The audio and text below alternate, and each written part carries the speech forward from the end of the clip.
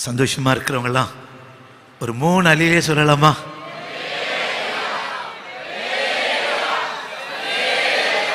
கர்த்தருடைய நாமத்திற்கு மகிமை உண்டாகட்டும்.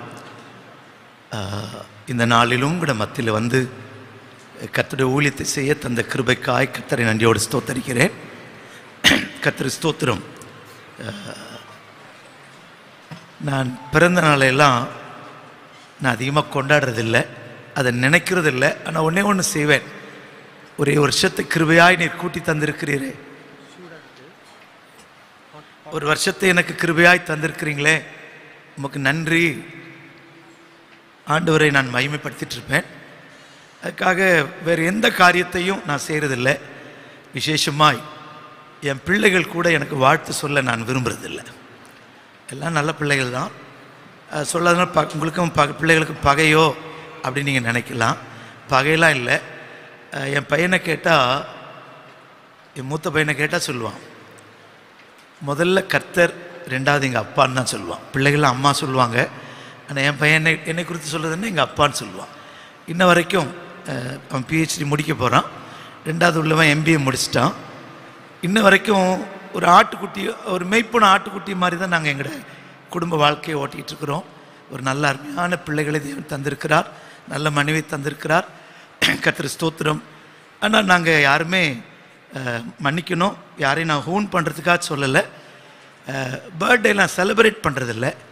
ஆனால் ரிமெம்பரேஷன், அதை நினைக்கிறேன். ஒரு வருஷம் கூட கிருபையாய் வருகையோடு கூட, இயேசுவின் வருகையோடு கூட ஒரு வருஷம் கூட அடுத்து வரும்படியாய், நெருங்கி வரும்படியாய் எனக்கு தயவு செய்தீரே, உமக்கு நன்றி ஆண்டவரே என்று சொல்லி கர்த்தர் ஸ்தோத்திரம். எனக்கும் ஒரு வருஷத்தை கிருபையாய் கூட்டி தந்திருக்கிறார். நேற்று 2 மணிலேருந்து நான் முழித்திருக்கிறேன், ஜோம் பண்ணிட்டுருக்கிறேன். கர்த்தர் ஸ்தோத்திரம். இன்றைக்கி பிறந்த நாளுங்கிற மாதிரி ஒரு சிந்தையே எனக்கு இல்லை. எனக்கு ஒரு டவுல் போத்த பிறகு தான் இன்றைக்கி நமக்கு கூட பிறந்த நாள் போல இருக்குது அப்படிங்கிற மாதிரி ஒரு சிந்தை. கர்த்தர் ஸ்தோத்திரம். கர்த்தர் நல்லவர், இதுவரை நம்ம நடத்தி வந்தார். ஒன்றை நினைக்கிறேன், ஒரு முறை ஒரு பாம்பேயில் நான் ஊழியம் செய்யும்போது ஒரு விசுவாசி கார் வாங்கியிருந்தாங்க. அவங்க மக திருப்பூரில் இருக்கிறாங்க. பாஸ்டர், கார்லேயே திருப்பூர் போகணும் பாஸ்டர். i10 கார் தான், ரொம்ப சின்ன கார் தான். அவங்க வீட்டில் 3 பேர், நானும் காரை ஓட்டிகிட்டே வந்தேன். கர்த்தர் ஸ்தோத்திரம். ஒரு இடத்துல கண் அசந்துட்டேன். என் பக்கத்தில் ஒரு ஊழியக்கார் உட்காந்துருந்தார். பின்னாடி 3 பேர். டைட்டாக இருக்க கார், சின்ன கார் தான். அவருக்கு டிரைவிங்லாம் தெரியாது. திடீர்னு அவர் என்ன பண்ணார், நான் தூங்குறதை பார்த்துட்டு கார் அப்படி ஸ்டேரிங் அப்படி இழுத்தார். ஒரு ஃப்ராக்ஷன் ஆஃப் த செகண்ட் டிவைடரில் மோதி அன்னைக்கு செத்து போயிருப்பேன். பாம்பே ஹைவே பற்றி உங்களுக்கு தெரியுமான்னு தெரியல. கர்த்தர் ஸ்தோத்திரம்.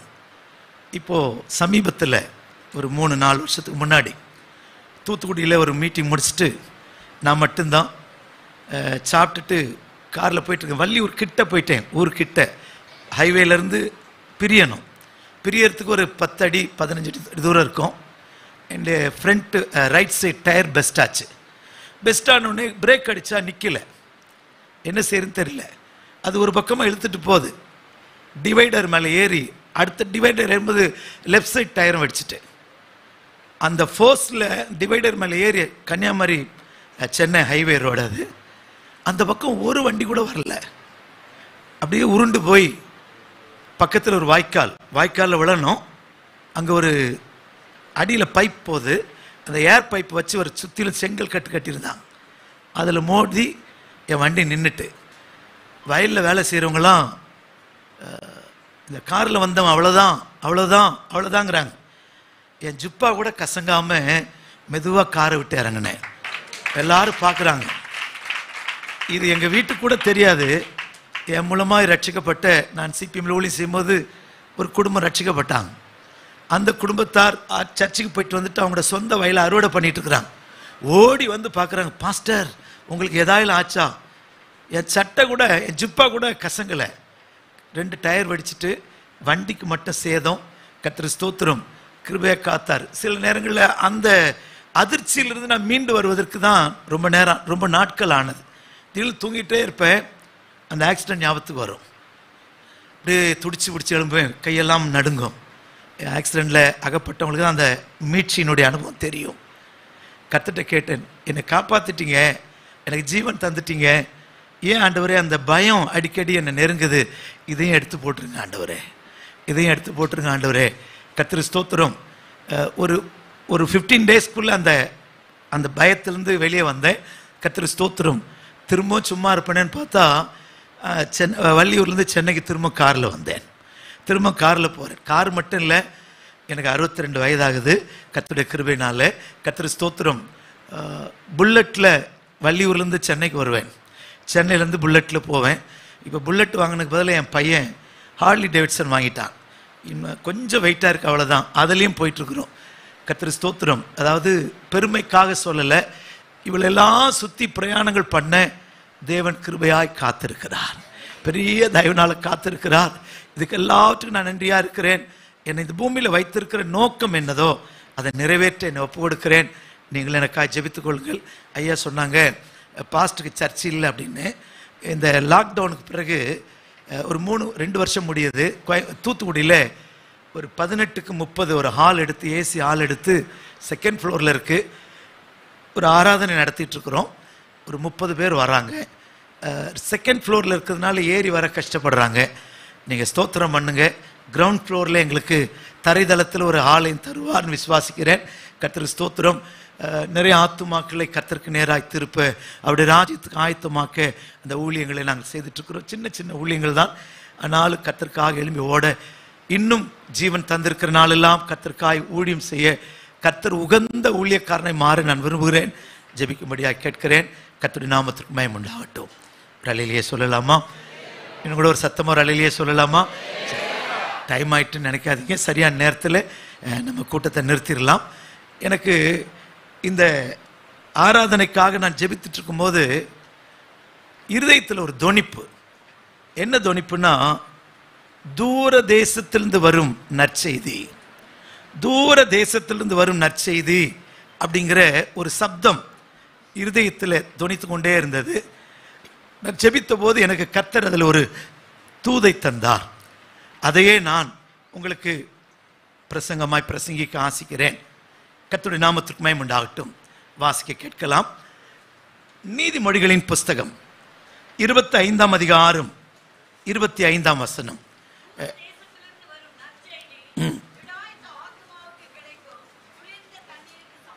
கர்த்தருக்கு ஸ்தோத்திரம். நிறைய படித்த பிள்ளைகள்லாம் இருக்கிறீங்க.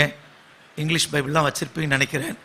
யாராவது இங்கிலீஷ் பைபிள் வச்சுருந்தா Proverbs chapter 25 verse 25.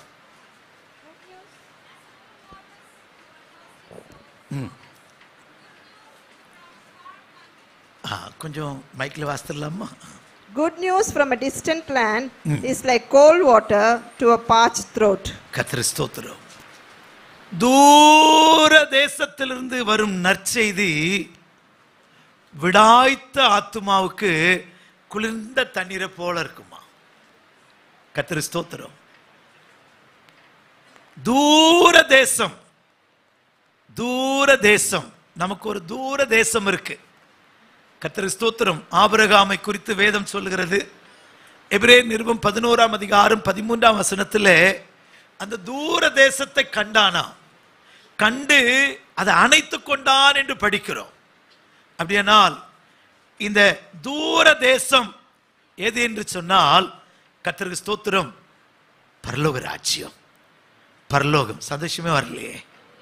சத்தமா தான் சொல்லுங்களேன். பரலோகமே, பரலோகம் தான் அந்த தூர தேசம். இந்த பூமியிலே பரிசுத்தவான்கள் அநேகர் பூமியில் இருந்துகிட்டே தூர தேசத்தை கண்டார்கள். மோசே பிஸ்காவின் கொடுமுடியில ஏற்றி கர்த்தர் ஏற சொன்னார், ஏறிட்டான். நீ யோர்தானுக்கு அடுத்த அந்த பாலும் தேனும் ஓடுகிற தேசத்தை பார் சொன்னான். மேல இருந்து பார்க்கிறான், அருமையான தேசம். ஆண்டவர்கிட்ட கொஞ்சம் ரெக்வஸ்ட் பண்ற, ஆண்டவரே நான் கொஞ்சம் போய் உள்ள போய் பார்த்துட்டு வந்துடுறேன், நான் தூரத்திலிருந்து பார்க்கிறேன். இல்ல ஆண்டவரே, ஒரு முறை உள்ள போய் பார்த்துட்டு வந்துடுறேன். அந்த பேச்சை மட்டும் என்கிட்ட பேசிடாத. இந்த மோசேக்கு கூட இந்த வாக்குத்தத்த தேசத்தை பிஸ்காவின் கொடுமுடியிலே இருந்து தூரத்தில் கண்டான். பழைய ஏற்பாட்டு பரிசுத்தவான்கள் எல்லாரும் இந்த தூர தேசத்தை கண்டார்கள், அணைத்து கொண்டார்கள். அந்த தூர தேசத்திற்காகவே அவர்கள் ஜீவித்தார்கள். கர்த்தருடைய நாமத்திற்கு மகிமை உண்டாகட்டும்.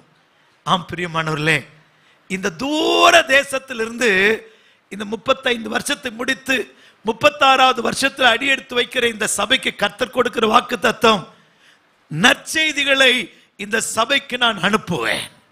தூரதேசத்து செய்திகளை இந்த சபை பெற்றுக்கொள்ள போகிறது. தூரதேசத்து நன்மைகளை இந்த சபை பெற்றுக்கொள்ள போகிறது. எத்தனை பேர் விசுவாசிக்கிறோம்? சத்தமா தான் சொல்லுங்களேன், சத்தமா தான் சொல்லுங்களேன். கர்த்தருடைய நாமத்திற்கு மகிமை உண்டாகட்டும். நீதிமொழிகளின் புஸ்தகத்தில் 31ஆம் அதிகாரம் 14ஆம் வசனம். அவள் வியாபார கப்பல்களை போல் அவள் வியாபார கப்பல்களை போல் இருக்கிறாள். தூரத்திலிருந்து தன் ஆகாரத்தை கொண்டு வருகிறாள். இங்கே ஒரு மணவாட்டியை குறித்து, குணசாலியான ஸ்திரியை குறித்து சொல்லப்பட்டிருக்கு. கொஞ்சம் ட்ரிபிள் ஏத்துவீங்களா பிரதர்? ஹலோ மைக் ஆபரேட்டர், கொஞ்சம் ட்ரிபிள் ஏத்துங்களேன், பேச கொஞ்சம் குறைங்க. கர்த்தருக்கு ஸ்தோத்திரம். இன்னும் கொஞ்சம் போதும். இங்கே மணவாட்டி குறித்து, குணசாலியான ஸ்திரியை குறித்து அழகாய் சொல்லப்பட்டிருக்கு. அவள் வியாபார கப்பல்களை போல் இருக்கிறாளா, தூரத்திலிருந்து தன் ஆகாரத்தை கொண்டு வருகிறார். அப்படியானால் இந்த மணவாட்டி சபை கர்த்தருக்கு ஸ்தோத்திரம் 35வது வருஷத்துல முடித்து 36ல அடியெடுத்து வைக்கிற சபைக்கும் பரலோகத்துக்கும் ஒரு கனெக்ஷன் உண்டாக போகுது. சந்தோஷமே வரலையே? என்ன கனெக்ஷன்னா, இந்த சபைதான் கர்த்தருக்கு ஸ்தோத்திரம் தூர தேசத்து ஆகாரத்தை கொண்டு வர போகிறார். அவள் தூர தேசத்து ஆகாரத்தை கொண்டு வருகிறார். ஒரு உண்மையான மணவாட்டி தூர தேசத்து ஆகாரத்தை கொண்டு வருகிறார். நான் ஒரு இடத்துல பிரசங்கிக்க போனேன்.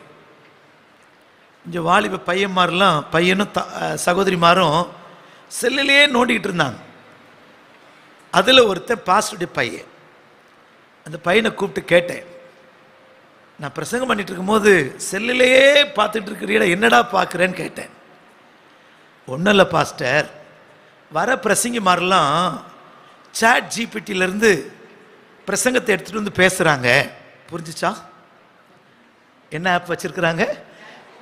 அதிலிருந்து இப்போ கிரேஸ் அப்படின்னு ஒரு டைட்டில் கொடுத்தா ஃபுல்லாக அப்படியே ஒரு 10 பக்கத்துக்கு இலிஸ்ட்ரேஷனோடு கூட மெசேஜ் கொடுத்துருது. அதை பார்த்துட்டு வந்துட்டு ஒரு 7 பாயிண்ட் பேசுகிறாங்க. நீங்கள் ஏதாவது அதிலிருந்து பேசுகிறீங்களான்னு செக் பண்ணிட்டு இருக்கிறோம் பாஸ்டர். கர்த்தருக்கு ஸ்தோத்திரம். எவ்வளோ அட்வான்ஸாக போயிட்டுருக்கு பார்த்தீங்களா? ஒரு ஃபாரினர் ஒருத்தருந்து பேசினாராம்.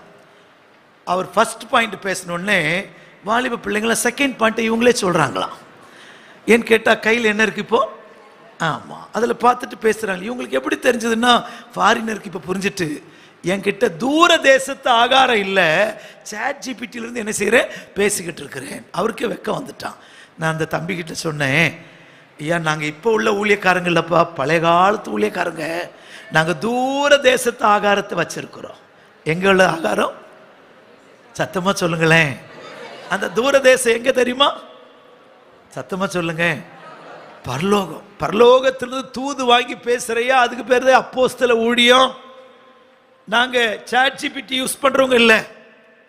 கர்த்தருக்கு ஸ்தோத்திரம். கம்ப்யூட்டரில் போய் தேடி பிரசங்கத்தை கொண்டு வரவங்க இல்லை. நாங்கள் முழங்காலிலே நின்று கர்த்தரிடத்திலிருந்து தூது வாங்கி பெற்று சபைக்கு கொடுக்கிறோம். நாங்கள் மணவாட்டியை போல ஜீவிக்கிறோம். மணவாட்டியாய் நாங்கள் மாறிக்கொண்டிருக்கிறோம். ஆனபடினால்தான் எங்களுக்கும் பரலோகத்துக்கு ஒரு ஐக்கியம் இருக்கிறது. தூர தேசத்து ஆகாரத்தை சபைக்கு கொடுக்கிறோம்.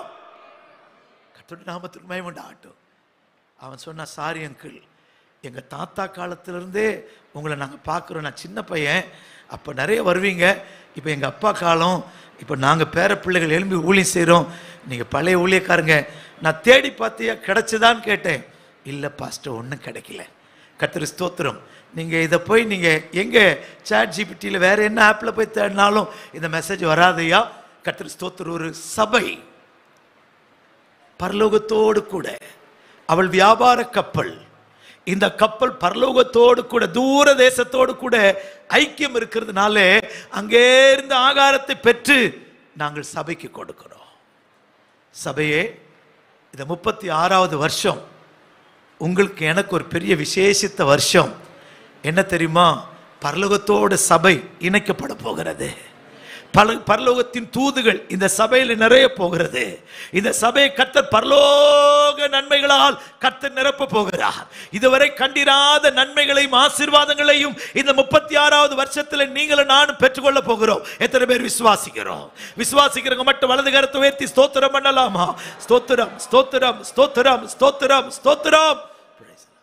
இந்த தூர தேசத்திலிருந்து ஆகாரம் மட்டுமல்ல, தூர தேசத்திலிருந்து இன்னொரு நன்மை இருக்கிறதாம். வாசிக்கலாமா? இன்னைக்கு அநேகருக்கு பரலோக தரிசனம் உண்டாக போகிறது. ஏசாயா தீர்க்கதரிசியின் புஸ்தகம் 33ஆம் அதிகாரம் 17வது வசனம். ஐசாயா 33:17. உன் கண்கள் ராஜாவை மகிமை பொருந்தினவராக காணும், தூரத்தில் உள்ள தேசத்தையும் பார்க்குமா? Please read in English. Your eyes will see the king in his beauty. You will see a vast land. கர்த்தருக்கு ஸ்தோத்திரம். You will see the vast land far away. தூரத்தில் இருக்கிற தேசம். இந்த சபைக்கு கர்த்தர் கொடுக்கிற 36வது வருஷத்தில் கர்த்தர் கொடுக்கிற இன்னொரு ஆசீர்வாதம். தூர தேசத்து ஆகாரம் மாத்திரம் அல்ல, கர்த்தருக்கு ஸ்தோத்திரம், தூர தேசத்து நற்செய்தி மாத்திரம் அல்ல, தூர தேசத்தையே அநேகர் பார்க்க போறாங்க, பரலோகத்தையே அநேகர் பார்க்க போறாங்க. கர்த்தருக்கு ஸ்தோத்திரம். பாஸ் மோசஸ் ராஜசேகர் அப்படின்னு ஒருத்தர் இருந்தார். ஒரு பாட்டு எழுதியிருந்தார். உங்களுக்கு எனக்கு பாட்டு முழுசு ஞாபகம் இல்லை. தூரத்திலே பரலோகம் தெரியுது, அங்கே தேவ தூதர் பாடு சத்தம் கேட்குது அப்படின்னு ஒரு பாட்டு எழுதியிருந்தார். அதில் ஒரு கவி பாடலாமா? கர்த்தருக்கு ஸ்தோத்திரம். உதவி செய்வீங்களையா? கர்த்தருக்கு ஸ்தோத்திரம். அந்த பாட்டு இருந்தால் கொஞ்சம் போடுங்கய்யா. தூரத்திலே பரலோகம் தெரியுது, அங்கே தேவ தூதர் பாடு சத்தம் கேட்கிறது.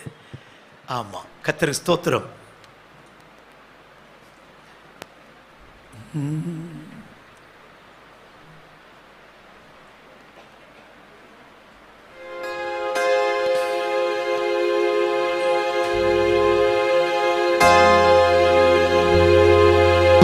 தெரியுது, அங்கே தேவ தூதர் பாடும் சத்தம் கேட்குது. தூரத்திலே பரலோகம் தெரியுது, அங்கே தேவ தூதர் பாடும் சத்தம் கேட்குது. தூரத்திலே பரலோகம் தெரியுது, அங்கே தேவ தூதர் பாடும் சத்தம் கேட்குது. ஓசன்னா ஓசன்னா ஓசன்னாவே, தாவீதின் மைந்தனுக்கு ஓசன்னாவே, ஓசன்னா ஓசன்னா ஓசன்னாவே, தாவீதின் மைந்தனுக்கு ஓசன்னாவே, ஓசன்னா அல்லேலூயா, ஓசன்னா அல்லேலூயா, ஓசன்னா அல்லேலூயா, ஓசன்னா அல்லேலூயா. தங்கத்திலே தெருக்கள் அங்கே தெரியுது, அங்கே அங்கமாக எந்த நுள்ளம் துடிக்குது.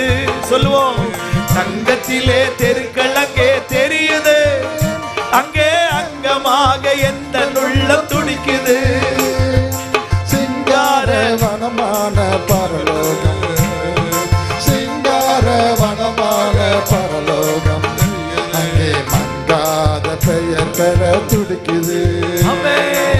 தூரத்திலே பரலோகம் தெரியுது, அங்கே தேவ தூதர் பாடும் சத்தம் கேட்குது.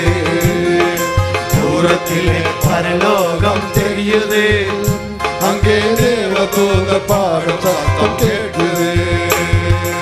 ஓசன்னா ஓசன்னா ஓசன்னாவே, தாவீது மைந்தனுக்கு ஓசன்னாவே, ஓசன்னா ஓசன்னா ஓசன்னாவே, தாவீதின் மைந்தனுக்கு ஓசன்னாவே, ஓசன்னா அல்லேலூயா, ஓசன்னா அல்லேலூயா, ஓசன்னா அல்லேலூயா, ஓசன்னா அல்லேலூயா. வஜ்ரக்கல்லம் இந்திர நீலம் சந்திரகாண்டம் மரகதம் கோமேதகம் பத்மராகம். வஜ்ரக்கல்லம் இந்திர நீலம் சந்திரகாண்டம் மரகதம் கோமேதகம் பத்மராகம்.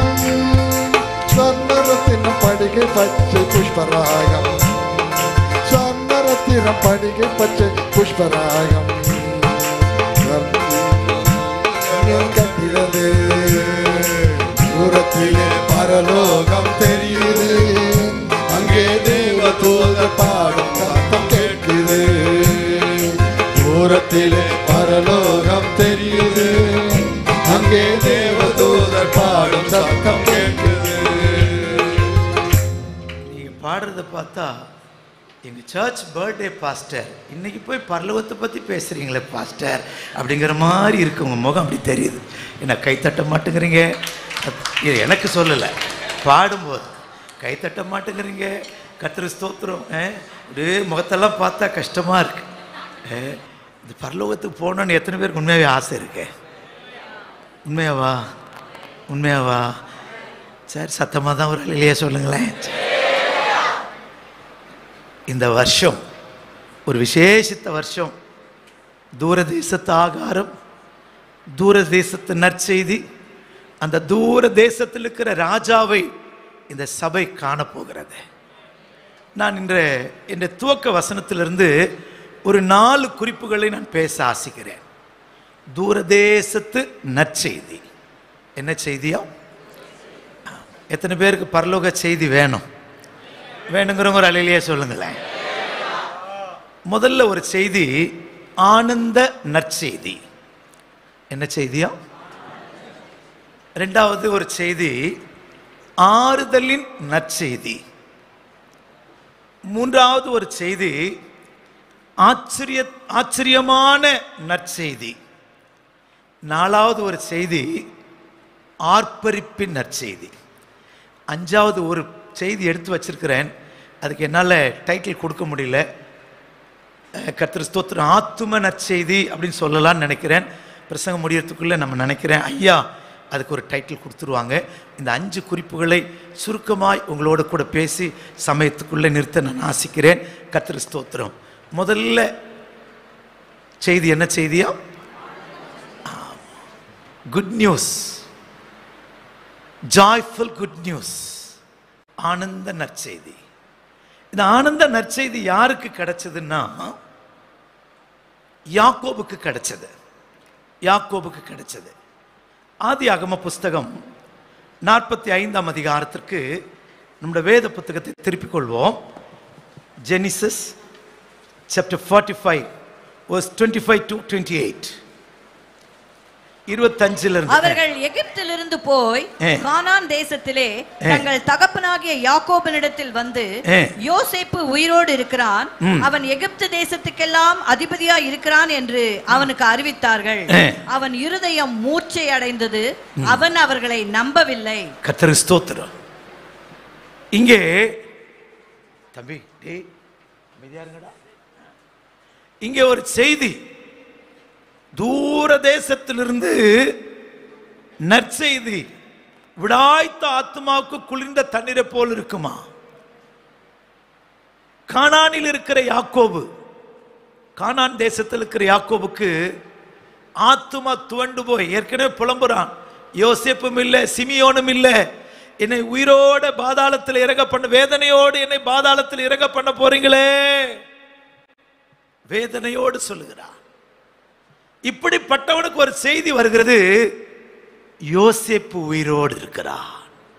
யோசேப்பு உயிரோடு இருக்கிறான்.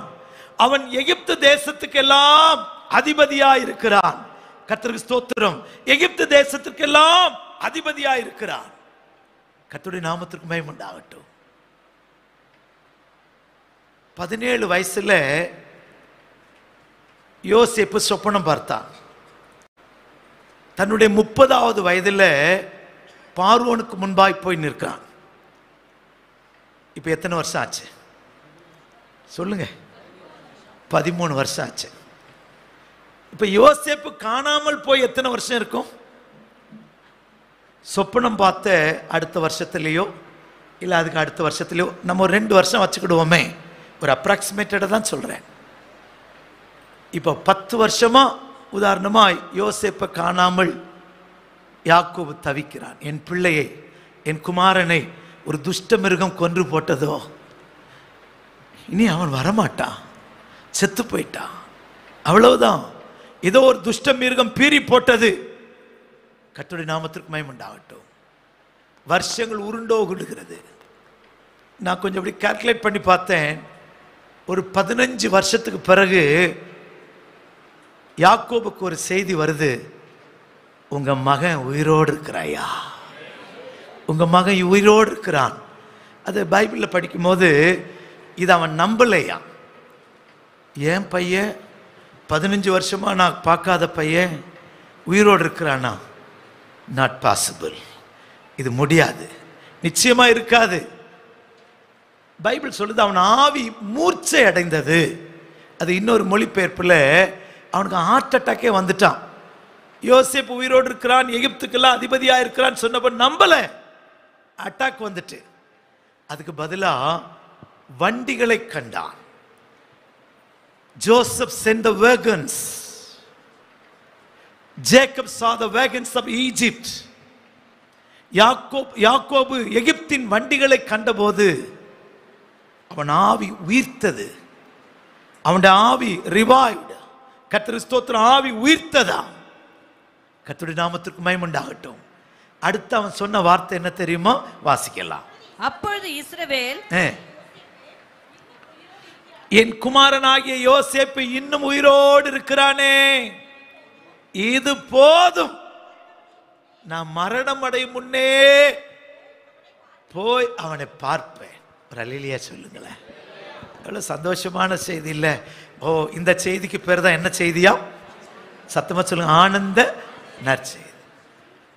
எகிப்திலே இருந்து ஒரு செய்தி வருது கானானில் இருக்கிற யாக்கோபுக்கு. Joseph is alive. யோசேப்பு உயிரோடு இருக்கிறான். எப்படிப்பா நான் நம்புறது? அவன் அனுப்பின வண்டிகள் அவன் ஆவியை உயிர்ப்பித்தது. கர்த்தருக்கு ஸ்தோத்திரம். இன்றைக்கு அநேக வருஷங்களாய் நீ துளைத்து போட்ட, காணாமல் போயிருச்சு, இது அவ்வளவுதான், இனி திரும்பி வராது என்று நீ நினைத்திருக்கலாம். இன்னைக்கு கர்த்தர் தூர தேசத்திலிருந்து ஒரு நற்செய்தி அனுப்புகிறார். யோசேப்பு, உன்னுடைய இயேசு இன்னும் உயிரோடு இருக்கிறார், இன்னும் உயிரோடு இருக்கிறார். அவர் எகிப்து தேசத்துக்கெல்லாம் அதிபதியாய் இருக்கிறார். அவர் உனக்காக வாகனங்களை அனுப்பி இருக்கிறார். கர்த்தருக்கு ஸ்தோத்திரம். அந்த வாகனம் தான் பரிசுத்தாவின் அபிஷேகம். இயேசு இந்த பூமியில் இருக்கும்போது சொன்னார், நான் போகிறது உங்களுக்கு நலமாய் இருக்கும், நான் போகாதிருந்தால் தேற்றரவாளன் உங்களிடத்தில் வரார். கர்த்தருக்கு ஸ்தோத்திரம். இயேசு பரமேறி போய், கர்த்தருக்கு ஸ்தோத்திரம், யாக்கோபினுடைய வார்த்தையில சொன்னால் இந்த யோசேப்பு காணாமல் போயிட்டான், அவ்வளவுதான். ஆனால் இந்த யோசேப்பு உயிரோடு இருக்கிறதுக்கு அடையாளம் என்ன தெரியுமா? அவன் வண்டிகளை அனுப்பி இருக்கிறான். உங்களை என்னையும் யோசேப்பு இருக்கிற இடத்துக்கு ஏற்றுக்கொண்டு போகிறதுக்கு ஒரு வண்டி வந்திருக்கிறது, ஒரு வாகனம் வந்திருக்கிறது. கர்த்தருடைய நாமத்திற்கு மகிமை உண்டாகட்டும். நான் ஒரு பாஸ்டருக்கு உடன் ஊழியக்காரனா இருந்தேன். அந்த பாஸ்டர் ஒரு நாள், இன்னும் 3 நாளில் நான் போயிடுவேன் அப்படின்னார். எங்கே போவேன்லாம் தெரியல, போயிடுவேன், என்னை கூட்டிட்டு போகிறதுக்கு ரதங்கள் வந்து நிற்குது, ஒரு ஒயிட் அம்பாசிடர் வந்து நிற்குது அப்படின்னார். நான் அப்போ அவ்வளோ பெரிய அறிவு இல்லை. கர்த்தருக்கு ஸ்தோத்திரம். இவர் மரணிக்க போகிறார் என்ற அறிவு இல்லை எனக்கு. இவர் கண்ட அதே ஒரு சொப்பனத்தை கேரளாவில் இருக்கிற ஒரு ஊழியக்காரன் சொப்பனம் பார்க்கிறான். அந்த ஊழியக்காரருடைய பெயரை சொல்லி அவரை கொண்டு போவதற்கு ரதங்கள் வந்து நிற்கிறது. நான் கண்டேன். தூதர்கள் எல்லாரும் ஆரவாரமிடுகிறார்களாம். அந்த சொப்பனத்தில் அந்த ஊழியக்காரன் அந்த தூதர்களை பார்த்து கேட்கிறானாம், ஏன் நீங்கள் இவ்வளவு சந்தோஷமா இருக்கிறீர்கள்? அப்போ அந்த தூதனில் ஒருவன் சொன்னானா, இந்த ஊர்ல இருந்து இந்த ஊழியக்காரனை நாங்கள் பரலோகத்துக்கு கொண்டு போக போகிறோம். பாருங்க, இதே தரிசனத்தை இந்த ஊழியக்காரன் எங்களிடத்தில் சொல்லுகிறார். தூரத்தில் இருக்கிற ஊழியக்காரனுக்கு இதே வெளிப்பாடு உண்டாகிறது. அவர் சொன்னது போல அந்த ஊழியக்காரனை கொண்டு போக வான சேனைகள் வந்து கூட்டிட்டு போயிட்டியா? அவர் கர்த்தருக்குள் அருமையாய் மகிமையில பிரவேசித்து விட்டார். கர்த்தர் ஸ்தோத்திரம். உங்களை என்னையும் சாகடிக்கிறதுக்காக இந்த வாகனம் வரல, உங்களை என்னை உயிர்ப்பிப்பதற்கு. யோசேப்பின் ஆவி என்ன செய்ததாம்? உயிர்த்தது. உங்களை என்னையும் உயிர்ப்பிக்கிறதற்காக. குக்கனிங் ஸ்பிரிட். இந்த குக்கனிங் ஸ்பிரிட் தான் பரிசுத்த ஆவியானவர். கர்த்தர் ஸ்தோத்திரம். ரோமர் 8:11 அழகாய் வாசிக்கிறோம். சீக்கிரமாய் வாசிக்கலாம். இயேசுவை மரித்தோரிலிருந்து எழுப்பினவருடைய ஆவி உங்களில் வாசமாயிருந்தால், கிறிஸ்துவை மரித்தோரிலிருந்து எழுப்பினவர் உங்களில் வாசமாயிருக்கிற ஆவியினாலே சாவுக்கு ஏதுவான உங்கள் சரீரத்தையும் உயிர்ப்பிப்பாரா? கர்த்தர் ஸ்தோத்திரம். உங்களுடைய ஜீவனை உயிர்ப்பிப்பதற்கு உயிர்ப்பிக்கிற வல்லமை தேவை.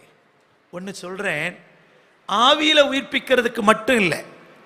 உங்களுக்கு கர்த்தர் வாக்குத்தத்தங்களை கொடுத்திருந்தால் வாக்குத்தத்தங்கள் நிறைவேறுவதற்கும் ஆவியானவர் உங்களை உயிர்ப்பிக்கணும். ஒரு அல்லேலூயா சொல்லுங்களேன். எப்படின்னு சொல்றீங்களா? ஆபிரகாமின் சரீரம் என்ன செய்தது? செத்து போனது. சாராளின் கற்பம் என்ன செய்தது? செத்து போயிற்று. இவ குழந்தை உண்டாகுமா? சாராளே கேட்கிறாள், ஸ்திரீகளுக்குரிய வழிபாடு நின்று போயிற்று, எனக்கு எப்படி ஸ்திரீகளுக்குரிய இன்பம் உண்டாகும் அப்படின்னு கேட்கிறாள். நான் ஒன்னு சொல்லுவேன், உங்களுக்கு எனக்கு கர்த்தர் தந்த வாக்கு தத்தத்தை நிறைவேற்றுவதற்கு முதல்ல ஆவியானவர் உங்கள் சரீரத்தை உயிர்ப்பித்து, செத்து கிடக்கிற உங்களுடைய ஆத்துமாவை உயிர்ப்பித்து, சரீரத்தை உயிர்ப்பித்து, அதுக்கு பிறகு வாக்கு தத்தத்தை நிறைவேற்றுவாரையா? எத்தனை பேர் விசுவாசிக்கிறீங்க? எத்தனை பேர் விசுவாசிக்கிறீங்க? அப்படியானால் இந்த தூர தேசத்திலிருந்து வருகிற நற்செய்தி என்ன தெரியுமா? நீ செத்து போயிட்டேன்னு நினைக்காத, உன்னை உயிர்ப்பிக்கிற வல்லமையை நான் அனுப்பி கொண்டிருக்கிறேன். உன் சரீரத்தை உயிர்ப்பிக்கிற வல்லமையை நான் அனுப்பி கொண்டிருக்கிறேன். சாவுக்கு ஏதுவான உன் சரீரத்தை உயிர்ப்பிக்கிற வல்லமையை நான் அனுப்பி கொண்டிருக்கிறேன். தூர தேசத்திலிருந்து வருகிற நற்செய்தி உன் ஆத்துமாவை உயிர்ப்பிக்கும். உன் ஆத்துமாவை உயிர்ப்பிக்கும். கர்த்தருடைய நாமத்திற்கு மகிமை உண்டாகட்டும். எத்தனை பேருக்கு யாக்கோபை போல அவனுக்கு ஒரு ஆசை வந்துட்டு, இது போதும், நான் மரிக்கிறதுக்கு முன்னே என் குமாரன் யோசேப்பை சந்தித்தால் போதும், யோசேப்பை சந்தித்தால் போதும். கர்த்தருக்கு ஸ்தோத்திரம். அருமையான தேவனுடைய பிள்ளையே, நீ இழந்து பல வருஷங்களானது என்று நினைக்கிறாயா? பயப்படாதே. நீ இழந்து போனவர்களை காணக்கூடிய, பெற்றுக்கொள்ளக்கூடிய, கட்டி அணைத்துக் கொள்ளக்கூடிய, கட்டி தழுவக்கூடிய ஒரு செய்தியை கர்த்தர் உனக்கு அனுப்பி கொண்டிருக்கிறார். கர்த்தருடைய நாமத்திற்கு மகிமை உண்டாகட்டும். ஒரு முறை சென்னையில் டி அருள்ராஜ் அப்படின்னு ஒரு சுவிசேஷகர் இருந்தார். உங்களுக்கு தெரியும் நினைக்கிறேன். எங்கள் வீட்டுக்கு ஒரு நாள் வந்தார். வந்துட்டு நான் ஏசியில் பிரசங்கம் பண்ணும்போது அவர் கேட்டுட்டு அதை எங்கள் வீட்டுக்கு வந்தார். வள்ளியூரில் ஒரு மீட்டிங் வந்தார். வந்துட்டு என்னோடு கூட சேர்ந்து ஒரு பவர் கேம்பில் பேசுவீங்களா அப்படின்னு கேட்டார். வரேன்னு சொன்னேன். ஈரோடில் ஒரு பவர் கேம்பில் பேச போனேன். எனக்கு தந்த தலைப்பு அபிஷேகத்தை பற்றி பேசணும். நான் அபிஷேகத்தை பற்றி பேசி என் செக்ஷன் முடிஞ்சு அப்படி கீழே இறங்கி வரும்போது ஒரு வயசான தாய் சேரில் உட்காந்துருந்தாங்க. திடீர்னு ஆவியானவர் எனக்குள்ளே பேசினார். அவங்க தலையில் கை வச்சு சொன்னேன், 20 வருஷங்களுக்கு மேலாய் உன்னுடைய புருஷனுடைய சொத்து உன்னை விட்டு போயிட்டு நினைக்கிற, அது திரும்பி வரும்னு கர்த்தர் சொல்றார். நான் சொல்லிட்டு வந்துட்டேன். எனக்கு தெரியாது என்ன நடந்தது, என் நம்பர் எப்படி உங்களுக்கு கிடைச்சது தெரியாது. ஒரு 4 மாதத்துக்கு பிறகு எனக்கு ஒரு 10,000 ரூபாய் மணி ஆர்டர் பண்ணியிருந்தாங்க. நான் அவங்ககிட்ட கேட்டேன், எதுக்காக எனக்கு பண்ணியிருக்கிறீங்க? நீங்கள் சொன்ன தீர்க்க தரிசனம் ஈரோடை விட்டு நீங்கள் போயிருப்பீங்களோ இல்லையோ தெரியல, எனக்கு அது வாய்த்தது, அதில் நாங்கள் உங்களுக்கு காணிக்கை அனுப்பியிருக்கிறோம். அதே வார்த்தையை நான் சொல்லுகிறேன். உன்னை விட்டு தூரம் போயிருக்கலாம், காணாமல் போயிருக்கலாம். தூர தேசத்து நற்செய்தி சொல்லுகிறது, நீ இழந்து போனவைகளை திரும்ப பெறப்போகிறாய். நீ காணாமல் போனவைகளை திரும்ப கண்டடைய போகிறாய். உன்னை விட்டு தூரம் போனவைகளுக்கு உன்னை திரும்பி வரப்போகிறது. யோசேப்பை யாக்கோபு சந்தித்தது சத்தியமானால், தூர தேசத்து நற்செய்தி வருவது உண்மையானால், உன்னுடைய வாழ்க்கையிலும் அதே ஆசீர்வாதம் வந்து சேரும். கர்த்தருக்கு ஸ்தோத்திரம். இரண்டாவது ஒரு நற்செய்தி. கர்த்தருக்கு ஸ்தோத்திரம். Good news of joy. அதோடு மாத்திரமல்ல, குட் நியூஸ் ஆஃப் கம்ஃபர்ட், ஆறுதலின் நற்செய்தி. என்ன ஆறுதலின் நற்செய்தியாம்? கர்த்தருக்கு ஸ்தோத்திரம். ரூத்தின் புஸ்தகத்திலே 3ஆம் அதிகாரம் 11ஆம் வசனத்திற்கு நாம் திருப்பி வாசிக்க கேட்கலாம்.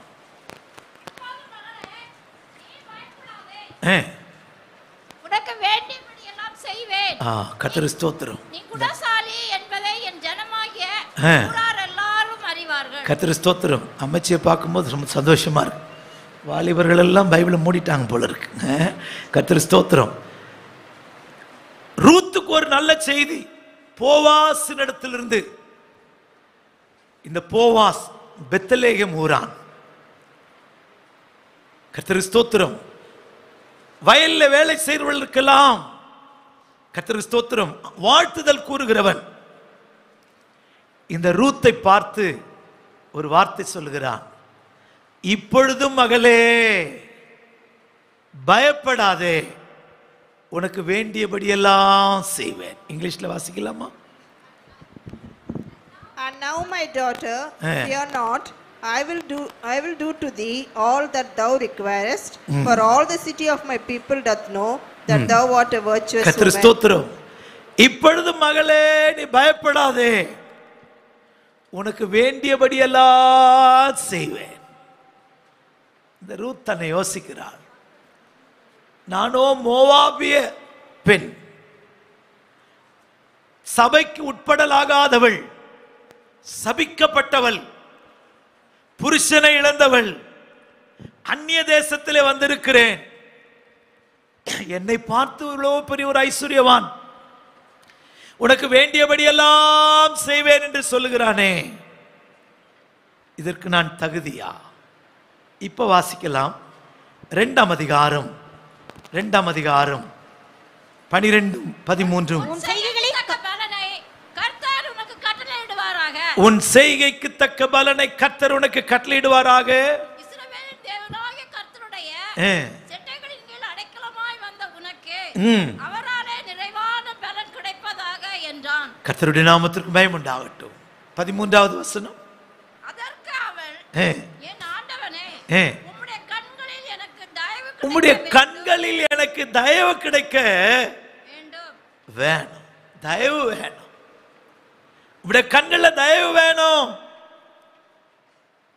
என் மேல் இவ்வளவு பட்சமாய் பேசுகிறீரே, நான் அதுக்கு என்ன பதில் செய்வேன்? அருமையான ஆசீர்வாதம். இஸ்ரவேலின் தேவனாகிய கர்த்தருடைய சட்டையின் கீழ் அடைக்கலமாய் வந்த உனக்கு அவரால் நிறைவான பலன் உண்டாவதாக. கர்த்தருக்கு ஸ்தோத்திரம். போவாஸ் நற்செய்தியை கொடுக்கிறார். இந்த ஆசீர்வாதத்துக்கு இல்லாவிட்டால் இந்த நற்செய்திக்கு, போவாசினிடத்திலிருந்து வருகிற இந்த நற்செய்திக்கு இந்த ரூத் செய்தது என்ன? கர்த்தருக்கு ஸ்தோத்திரம். நான் ரூத்தின் புஸ்தகத்தை குறித்து உங்களுக்கு நிறைய சொல்லியிருக்கிறேன். 4 அதிகாரம் உள்ள ஒரு புஸ்தகம். முதல் அதிகாரம் சாப்டர் ஆஃப் வீப்பிங், அழுகையின் அதிகாரம். ஏன்னா ரூத் அழுகிறாள், ஓர்பால் அழுகிறாள், அப்புறம் நகோமியும் அழுகிறாள். அதனால அழுகையின் அதிகாரம். 2வது அதிகாரம் ரூத் சொல்லுகிறாள், நான் யாருடைய வயலிலாயிலும் போய் சிந்துகிறதை பொறுக்கிக் கொள்ள வருகிறேன், பொறுக்கிக் கொண்டு வருகிறேன். The chapter of working, chapter of working, வேலை செய்தலின் அதிகாரம். 3ஆம் அதிகாரம், அதில் கடைசி வசனத்தை படிக்கும்போது நகோமி ரூத்தை பார்த்து சொல்லுகிறாள். அவ கடைசி வசனம் படிக்க, இந்த காரியம் என்னவாய் முடியும் என்று அறிய மட்டும் பொறுத்திரு. அந்த மனுஷன் இன்றைக்கு இந்த காரியத்தை முடிக்கும் முன் இளைப்பாற மாட்டான் என்றால் பொறுத்திரு. வெயிட். சாப்டர் ஆஃப் வெயிட்டிங், காத்திருத்தலின் அதிகாரம். 4ஆம் அதிகாரம் ஒரு கல்யாணம் நடக்கு. கல்யாணத்துக்கு வெட்டிங். கர்த்தருக்கு ஸ்தோத்திரம். Weeping, working, waiting and wedding. 4 அதிகாரம். கர்த்தருக்கு ஸ்தோத்திரம். 2ஆம் அதிகாரத்தில் வயலிலே சிந்துகிறதை பொறுக்கிக் கொள்ளும்படி போனார். கொஞ்சம் நல்லா கவனிக்கணும். சிந்துகிறதை புரக்கிக் கொள்ளும்படி போனான். கர்த்தர் ஸ்தோத்திரம். போவாஸ் சொல்லுகிறான், வயலிலே சிந்துகிறதை பொறுக்கிக் கொள்ள வேற வயலுக்கு போகாத, என் வேலையாட்களோடு கூட இரு. சபை ஜனமே, உனக்கு தேவையான எல்லா ஆசீர்வாதங்களையும் எல்லா நன்மைகளையும் உனக்கு எனக்கு கொடுக்க போகிறார். உனக்கு எனக்கு கொடுக்க போகிறார். உனக்கு எனக்கு தரப்போகிறார். விசுவாசித்து பெற்றுக்கொள்வோமாக. இந்த முதல் நாளிலேயே அந்த ஆசீர்வாதங்களை பெற்றுக்கொள்வோமாக. எனக்கு ஒரு போவாஸ் இருக்கிறார். என்னை விசாரிக்கிற ஒரு போவாஸ் இருக்கிறார். எனக்கு வேண்டியபடி எல்லாம் செய்கிற ஒரு போவாஸ் இருக்கிறார்.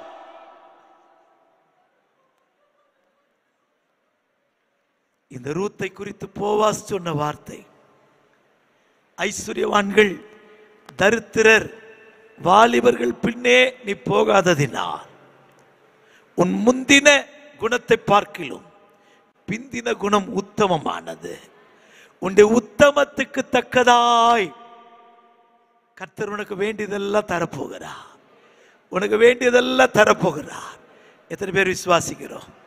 கொஞ்சம் சோர்வா இருக்க மாதிரி இருக்க. நமக்கு வேண்டியபடி எல்லாம் செய்கிற ஒரு போவாஸ் இருக்கிறார். நாம இந்த வயல்லையே தங்கி இருப்போம். இந்த வயலை விட்டு வேற வயலுக்கு போக வேண்டாம். அந்த கவி யாருக்கால் தெரியுமா? கர்த்தர் ஸ்தோத்திரம். வேறொரு வயல் நான் போவதில்லை அப்படின்னு அந்த 2வது லைன்ல முடியும். முதல் லைன் எனக்கு தெரியல, யாராவது சொன்னா பாடிடலாம். கர்த்தர் ஸ்தோத்திரம் இல்லையா?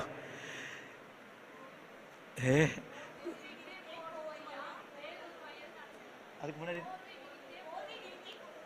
இல்லை இல்லை, நீங்க புக்கில் இருந்தா பாருங்க. கர்த்தர் ஸ்தோத்திரம்.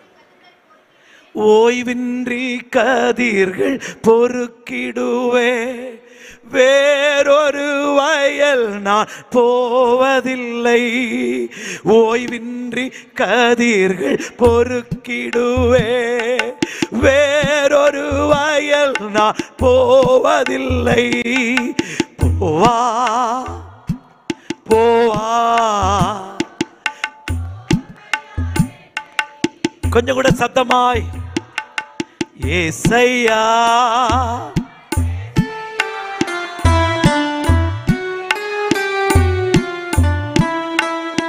அப்படியே இந்த போவாசின் வார்த்தைக்கு அப்படியே இந்த ரூத் கீழ்ப்படிந்தான். நான் வேற வயலுக்கு போக மாட்டேன். நான் வேற வயல்ல போக மாட்டேன். இன்றைக்கு தூர தேசத்திலிருந்து வருகிற தூது என்ன தெரியுமா? நீ இந்த வயலிலேயே இருப்பாயானால், இந்த வயலிலேயே நீ தங்கி தாபரிப்பாயானால், இப்ப நீ பொறுக்கிக் கொள்ள வந்திருக்கிற பொறுக்கிக் கொள்ளாமலேயே உன் போர்வை கோதுமையால் நிறைய போகிறது. நீ வேலை செய்யாமலே உன் கோதுமையினால உன் போர்வையை கர்த்தர் நிறைக்க போகிறார். 3ஆம் அதிகாரத்தில் படிக்கிறோம். கர்த்தர் ஸ்தோத்திரம். 3ஆம் அதிகாரத்தில் படிக்கிறோம். என்ன தெரியுமா? 3:15 அது அங்க வாசிக்கும் போது நோக்கி, அவள் அரிக்கட்டுகள் நடுவே பொறுக்கிக் கொள்ளட்டும், அவளை ஈனம் பண்ண வேண்டாம். நீ போர்த்து கொண்டிருக்கிற போர்வையை விரி.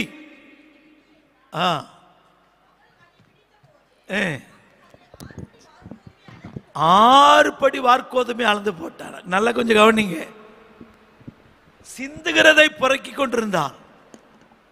ஆனால் 3ஆம் அதிகாரத்தில் போவாசின் வார்த்தைக்கு, 2ஆம் அதிகாரத்தில் போவாசின் வார்த்தைக்கு கீழ்ப்படிந்து அதே வயலில் வேலை செய்த போது 3ஆம் அதிகாரத்தில் படிக்கிறோம்.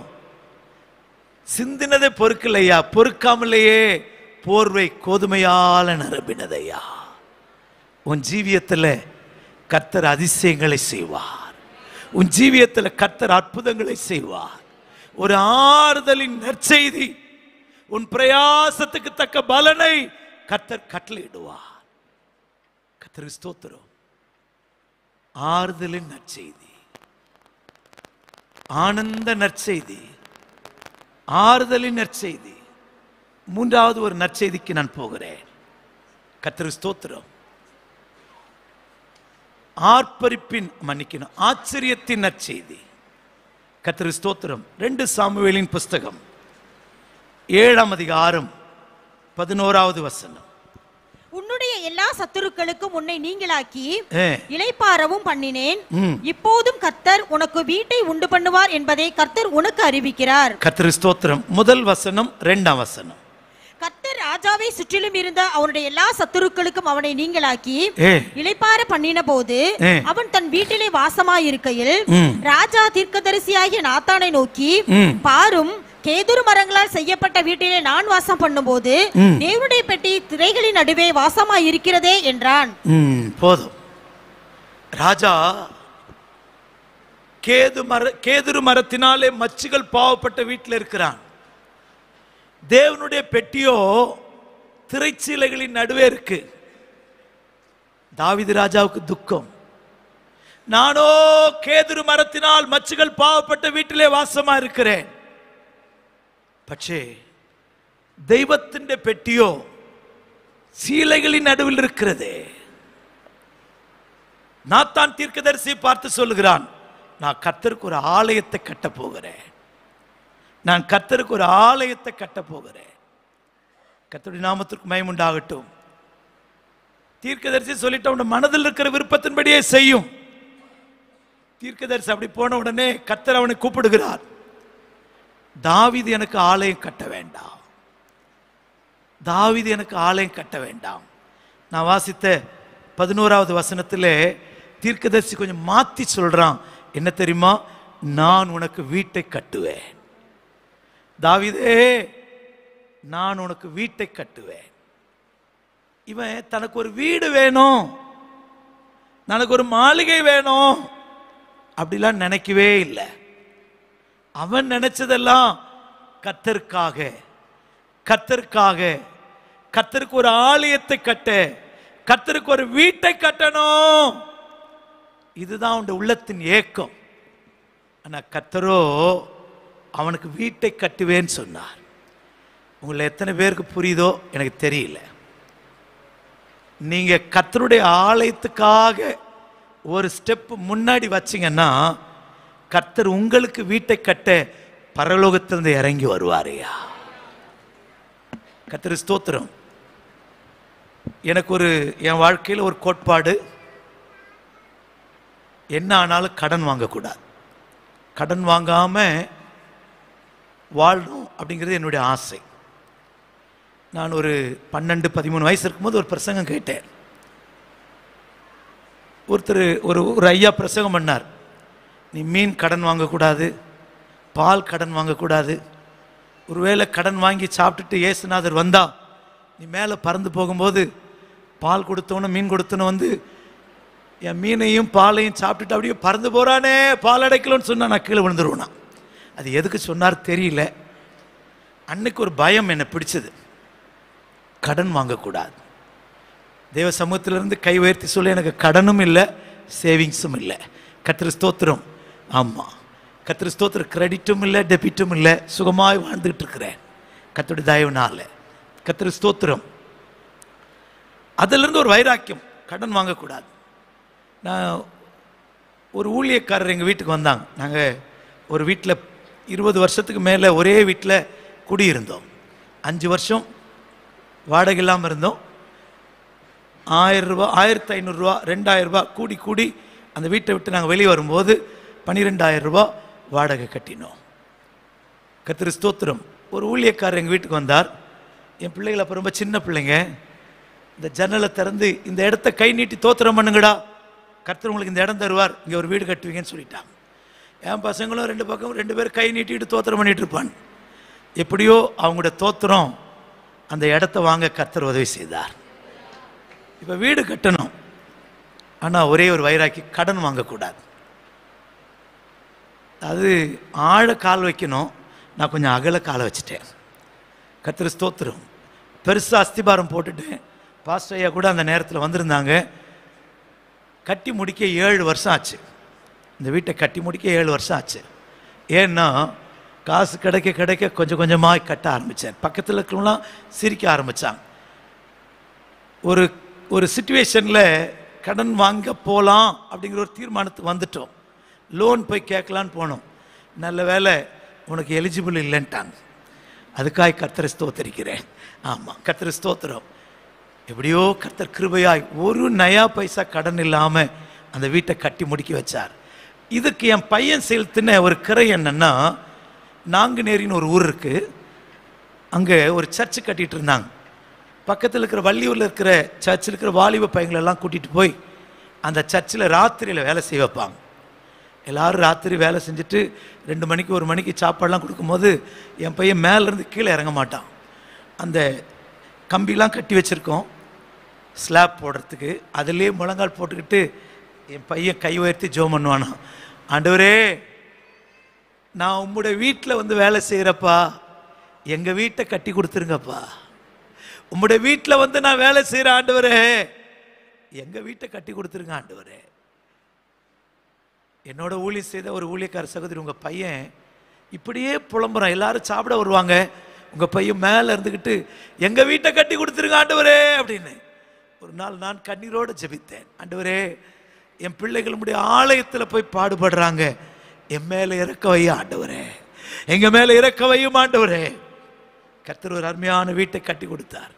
அதுவும் எந்த சிச்சுவேஷனில் தெரியுமா, நான் வீடு கட்டி வீட்டுக்குள்ளே குடியேறுறேன், லாக்டவுன் ஸ்டார்ட் ஆகுது. கர்த்தர் ஸ்தோத்திரம், லாக்டவுன் ஸ்டார்ட் ஆகுது. அப்போ தான் யோசித்து பார்த்தேன், ஆண்டவரே நான் அப்போ அது வரைக்கும் ஒரு சுவிசேஷகனாய் சுற்றிக்கிட்டு இருந்தேன், லாக்டவுன் ஸ்டார்ட் ஆயிடுச்சு, ஒருவேளை பழைய வீட்டில் இருந்தால் 10,000 12,000 வாடகை கட்டணுமே. கர்த்தர் எல்லாம் நேர்த்தியாய் அறிந்தவர், நேர்த்தியாய் அறிந்தவர். கர்த்தர் ஸ்தோத்திரம், அதினதின் காலத்தில் சரியாய் செய்கிறவர். நான் தாழ்மையாய் சொல்லுகிறேன், எங்கள் அனுபவத்தை சொல்லுகிறேன். நீங்கள் ஜீவனுள்ள தேவனுடைய ஆலயத்திற்காய் பிரயாசப்பட்டால், நீங்கள் ஜீவனுள்ள தேவனுடைய ஆலயத்திற்காய் பிரயாசப்பட்டால், உன்னை நோக்கி வருகிற தூர தேசத்து நற்செய்தி என்ன தெரியுமா, உனக்கு கர்த்தர் வீட்டை கட்டுவார், உனக்கு கர்த்தர் வீட்டை கட்டுவார். எத்தனை பேர் இந்த வார்த்தை ஏற்றுக்கொள்றீங்க? எத்தனை பேர் இந்த வசனத்தை ஏற்றுக்கொள்றீங்க? எனக்கு வீடு இல்லையே நீ கவலைப்படாத, கர்த்தருடைய ஆலயம் கட்டப்படும் போது, மேலே வேலை செய்யும் போது நீயும் உன்னுடைய தோள் கொடுத்து பார். கர்த்தர் ஸ்தோத்திரம். ஒரு சரித்திரம் விதமாய் சொல்லுகிறது. கர்த்தர் ஸ்தோத்திரம். என்ன சரித்திரம்னா, எருசலேம் தேவாலயம் முழுவதுமாய் இடிக்கப்பட்டது, ஆனால் மேற்கத்திய சுவர் மட்டும் இடிக்கப்படலை. இன்னும் அந்த சுவர் இருக்கு. அந்த பக்கத்தில் முகமதியர்கள், இந்த பக்கத்தில் யூதர்கள். போன வாரத்தில் கூட நெத்தானியாகு அவர் போய் அந்த மேற்கத்திய வெஸ்டர்ன் வாலில் போய் முட்டி முட்டி ஜெபம் பண்ணிட்டு ஒரு ப்ரேயர் ரெக்வஸ்ட் அதுக்குள்ளே அந்த ஓட்டையில் சொருவிட்டு வந்தாராம். நாங்கள் ஈரானை அடிக்க போகிறோம், யெகோவா தெய்வமே எங்களோட கூட இரும், அப்படி ஜெபம் பண்ணிட்டு வந்தாராம். இன்னைக்கும் அது நடந்துகிட்டே இருக்கு. கர்த்தர் ஸ்தோத்திரம்.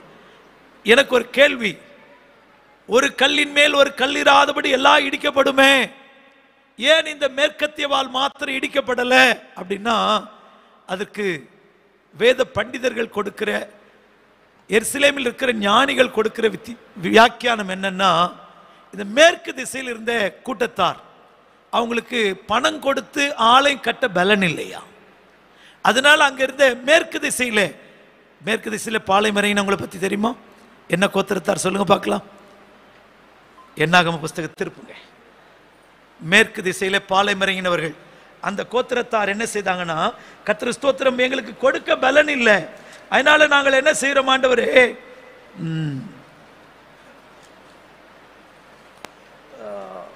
என்னாகம 2ஆம் அதிகாரத்திலே 16 17 வாசிக்கலாம். பாளையத்தார் எல்லாரும் தங்கள் சேனைகளின் படியே 151,450 பேர். 2ஆம் அதிகாரம் 18வது வசனம். எப்பிராயீமுடைய பாளையத்துக்கு கொடியுடைய சேனைகள் மேல்புறத்தில் இறங்க வேண்டும். கர்த்தர் ஸ்தோத்திரம். எப்பிராயிம், மனாசே, பெஞ்சமின், கீழே நீங்க 20 வரைக்கும் படிச்சீங்கன்னா கர்த்தர் ஸ்தோத்திரம், இந்த 3 கோத்திரத்தார் மேற்புறத்திலே பாளையம் இறங்கினான். இந்த மேற்புறத்தில் பாளையம் இறங்கின எப்பிராயிமரும் மனாசே பெஞ்சமின் கோத்திரத்தாருக்கும் பெரிய வசதி இல்லை, அவங்க ஏழைகள். கர்த்தர் ஸ்தோத்திரம். இருக்கிறதுலே ரொம்ப வசதியானவங்க யாருன்னா தான் கோத்திரத்தார். அவங்களாம் மிகுதியான பொண்ணையும் பொருளையும் கொடுத்தாங்க.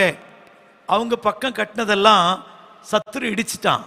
ஆனால் ஏழைகள் தன் ரத்தத்தை, சரீர உழைப்பை கொடுத்து அந்த ஆலயத்தை கட்டினாங்களாம். இன்னைக்கு அந்த ஆலயம் நிலைக்குதுயா. இன்னைக்கு அந்த ஆலயத்தின் சுவர் ரத்தம் சிந்தி கட்டின, உழைப்பினாலே கட்டின அந்த சுவர் இன்னைக்கு நிற்கிறதா? நான் தாழ்மையாய் சொல்லுகிறேன், நம்முடைய பிரயாசங்களை மறக்கிறதற்கு அவர் அநீதி உள்ளவர் அல்லவே. நீ கர்த்தருக்காய் படுகிற எல்லா பிரயாசத்தையும் அவர் நினைத்து நினைத்து நினைத்து உன்னை ஆசீர்வதிக்கிற தெய்வம். தாவீது ஆலயம் கட்ட நினைத்தான், just he think, that's all. ஆனால் அவனுக்கு கர்த்தர் வீட்டை கட்டினார். இதுல இன்னொரு விசேஷம் என்னன்னா, 2 சாமுவேல் 7:29 வாசிக்கலாம். இன்னொருத்தர் 1 நாளாகமும் 17:27 வாசிக்கலாம். இப்போதும் உமது அடியானுடைய வீடு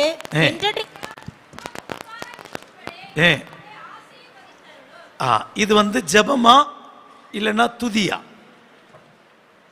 அடியானின் வீடு என்றைக்கும் உமக்கு முன்பாக இருக்கும்படி அதை ஆசீர்வதித்தருளும் அப்படின்னு சொல்றான். இது ஜெபமா துதியா? இப்ப வாசிங்க 1 Chronicles 17:27. அடியானின் வீடு என்றைக்கும் உமக்கு முன்பாக இருக்கும்படிக்கு அதை ஆசீர்வதித்து அருளினீர். ஆசீர்வதித்து அருளினீர். கர்த்தராகிய தேவரீர். சாமுவேல்ல படித்தோம் ஆசீர்வதியும். நாளாகம புஸ்தகத்தில் 2 ஒரே வசனம் தான், ஆசீர்வதித்து விட்டீர். நல்ல கவனிங்க, துதி மன்னிக்கணும், பிரேயர் became a praise. ஜெபம் துதியாய் மாறணும். இந்த தாவீதின் வாழ்க்கையில வீடு கட்டுவேன்னு சொன்ன உடனே என் வீட்டை ஆசீர்வதி ஆண்டவரேன்னு சொன்னான். ஜெபித்தான். ஜெபித்த ஜெபித்த ஜெபம் நாளாகம புஸ்தகத்தில் துதியாய் மாறிட்டு, ஆசீர்வதிச்சிட்டீங்களே அதுக்காய் ஸ்தோத்திரம். அடியானின் வீட்டை ஆசீர்வதிச்சிட்டீங்களே அதற்காய் ஸ்தோத்திரம். அதனாலதான் நம்ம பழக்கம் என்ன தெரியுமா, ஒரு காரியத்துக்காக ஜெபிக்கிறோம், அந்த காரியம் ஜெபித்து முடிச்சவன என்ன சொல்றோம், கர்த்தர் ஜெபம் கேட்டதுனால ஸ்தோத்திரம் பண்ணுவோம் சொல்றோம்.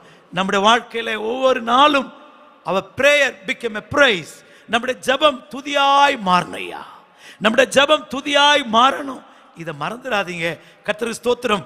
தாவீது ஆலயத்தை கட்ட நினைத்தவன் மாத்திரம் அல்ல, கர்த்தர் சொன்ன வார்த்தையை கொண்டு ஜெபித்து ஜெபித்து ஜெபித்து தெய்வத்தை துதித்தவன். அவனுக்கு கர்த்தர் ஒரு ஆச்சரியமான செய்தி, வீட்டை குறித்து தூரமான செய்தி எனக்கு சொன்னீரே நன்றி. முதல் செய்தி என்ன செய்தியா? ஆனந்த நற்செய்தி. 2வது செய்தி ஆறுதலின் நற்செய்தி. 3வது செய்தி 4வது ஒன்று ஆர்ப்பரிப்பின் நற்செய்தி. என்ன செய்தியா? என்னாகம புஸ்தகம் 13ஆம் அதிகாரம் 30வது வசனம். என்னாகமும் 13:30.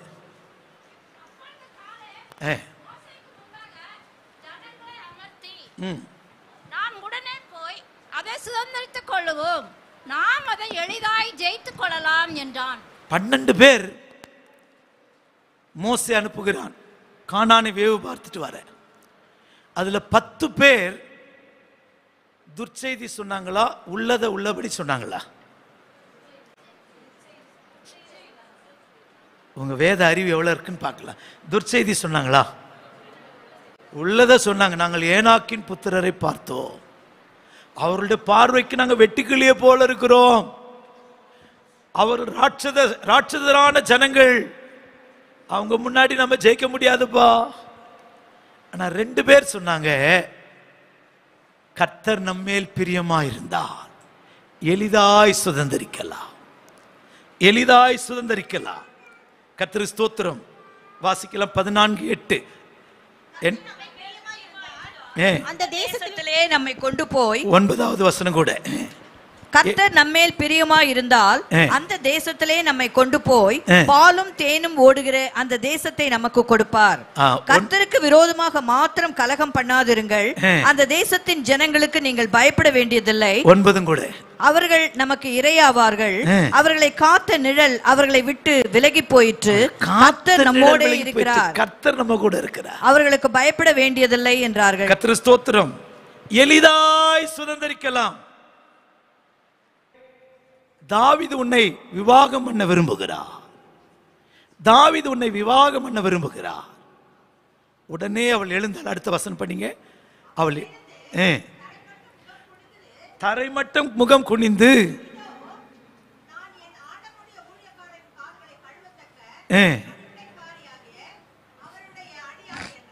கர்த்தருக்கு ஸ்தோத்திரம். நான் பணிவிடைக்காரியாய் அவளுடைய அடியான்.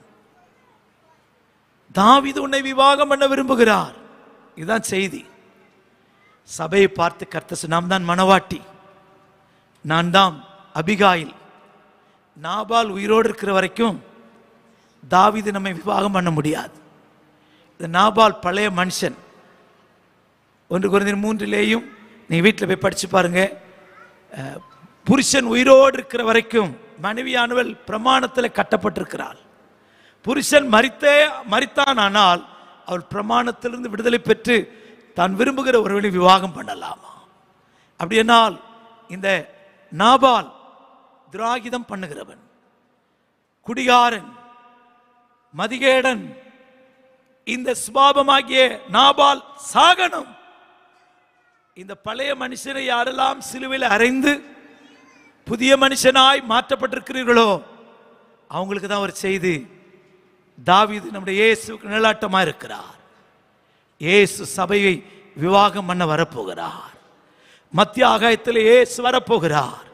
கர்த்தருக்கு ஸ்தோத்திரம். சபையே, உன்னை கர்த்தர் தம்மிடத்தில் சேர்த்துக் கொள்ள அவர் ஆசையாய் காகல சப்தத்தோடு, பிரதான தூதனுடைய சப்தத்தோடு, தேவ எக்காலத்தோடு அவர் இறங்கி வரப்போகிறார். உடனே இந்த செய்தி கேட்ட உடனே அவள் எழுந்து கழுதியின் மேல் ஏறி தாவீது அண்டைக்கு போய் அவளுக்கு மனைவியானாள் என்று படிக்கிறோம். இதைதான் வெளிப்படுத்தல் 19ஆம் அதிகாரம் 7-8 வசனத்தில் படிக்கும்போது நாம் சந்தோஷப்பட்டு கலிகூர்ந்து அவருக்கு துதி செலுத்த கடவோம். ஆட்டுக்குட்டியானவருடைய கல்யாணம் வந்தது, மனைவி தன்னை ஆயத்தம் பண்ணினாள் என்று சொல்ல கேட்டேன்.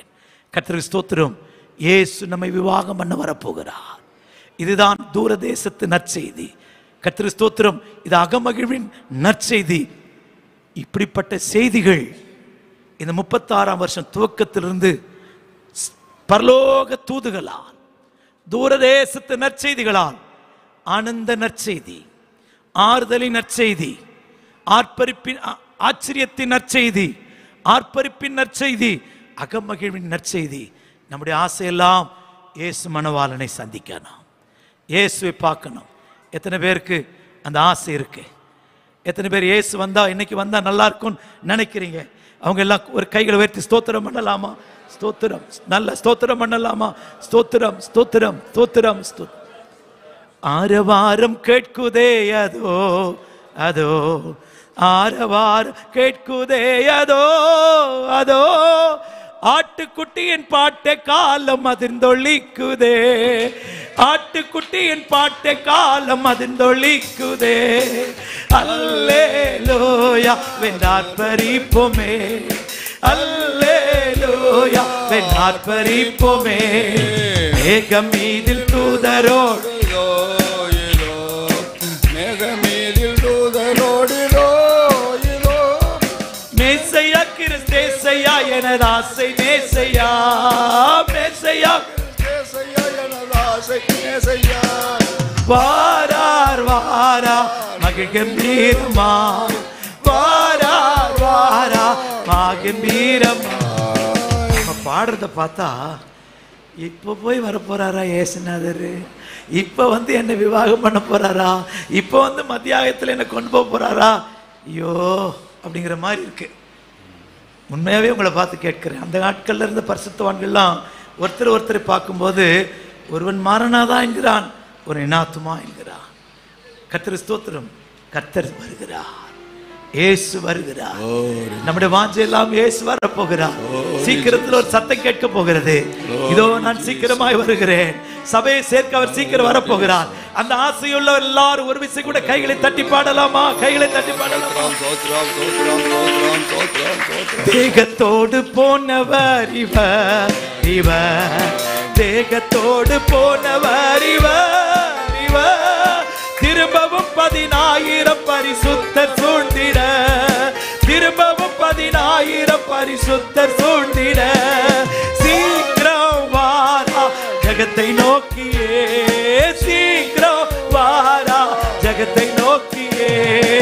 ஆரவாரம் கேட்குதே அதோ அதோ, ஆரவாரம் கேட்குதே அதோ அதோ, ஆட்டுக்குட்டியின் பாட்டு காலம் அதிர்ந்தொழிக்குதே.